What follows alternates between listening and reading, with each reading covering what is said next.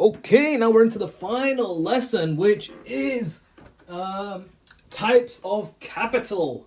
Now let's get into it. Now with this one, there isn't any meaning given to the capital because it's all explained in each different of these points. But one meaning that you will, might have to know is external factors. Now, external factors is elements from outside of the school environment which will affect educational achievement. And, if you can just put the opposite there, internal factors are factors within the school. So it's quite simple. External, outside, internal, inside. Simple enough. Let's get to the point. Types of capital. This was explained by the man himself, Bourdieu. Sounds like a French name. I'm pretty sure it's French. Hopefully. Anyway, Bourdieu says that there's 3 interlinked types of capital which combine both material and cultural factors. So it takes into account of both to explain why middle class students do better than working class. The 3 types of capital are cultural capital, which refers to the knowledge, attitudes, values, language, and abilities of the middle class.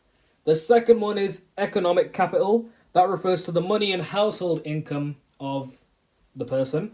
And the final capital, educational capital. That refers to any educational achievements of the person. Simple enough to know, right? Yeah, pretty simple. Next point, conversion. Now, Bourdieu adds on to this capital stuff by saying that these 3 types of capital are could be converted from one to another, and they were inexorably interlinked. For example, middle class economic capital, which is money, to be able to this allows, it provides those middle class people with cultural experiences such as going holidays abroad, trips to museums. That then leads to academic and educational capital because they collect all this cultural shit, they become cultured, and use it in schools to get good education. Think along those lines. Don't try to understand how or why, just you need to know. Just know what it is. That's all it is. And additionally, economic capital can be used for private schooling and tutors to increase academic attainment. So then, you can link this to educational capital. So the more money you have, spend it on tutors, textbooks, shit like that. Increase your knowledge in education, which then leads to this one, educational capital.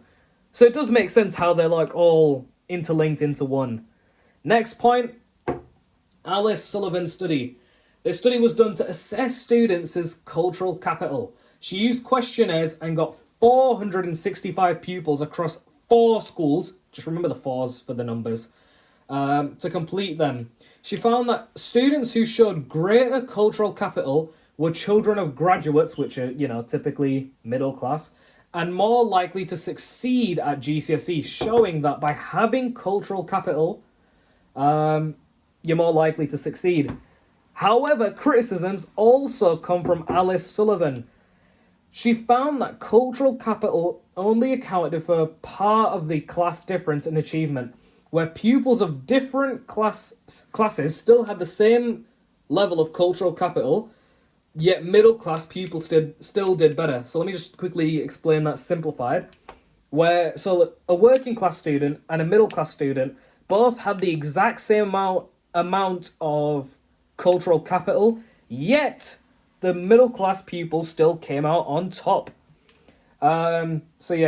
Sullivan concludes that the greater resources and aspirations of middle class families explain the remainder of class gap in achievement. So by middle class families and students having more what they talked about before with greater aspirations, long-term goals and shit like that, those explained why there was such a gap between working class and middle class students in achievement.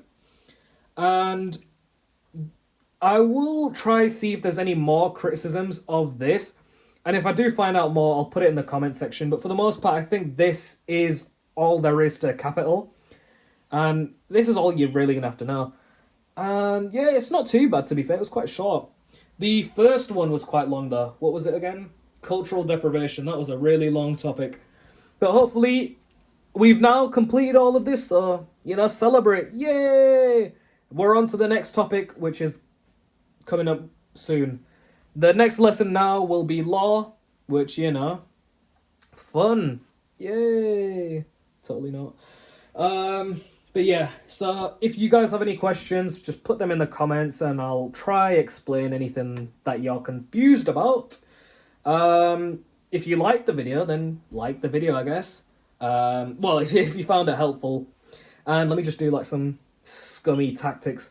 Guys, if you don't like my video, if you don't subscribe to me, you know what's going to happen? You're going to fail your A-levels. So to prevent that from happening, drop a like, subscribe, and you know what's going to happen? You're going to get 3 A stars. Oh my god, oh my god, oh my god. Yeah, so make sure you do that. But you don't have to. Anyway, that's it for my video. I'm not going to try drag this out any longer.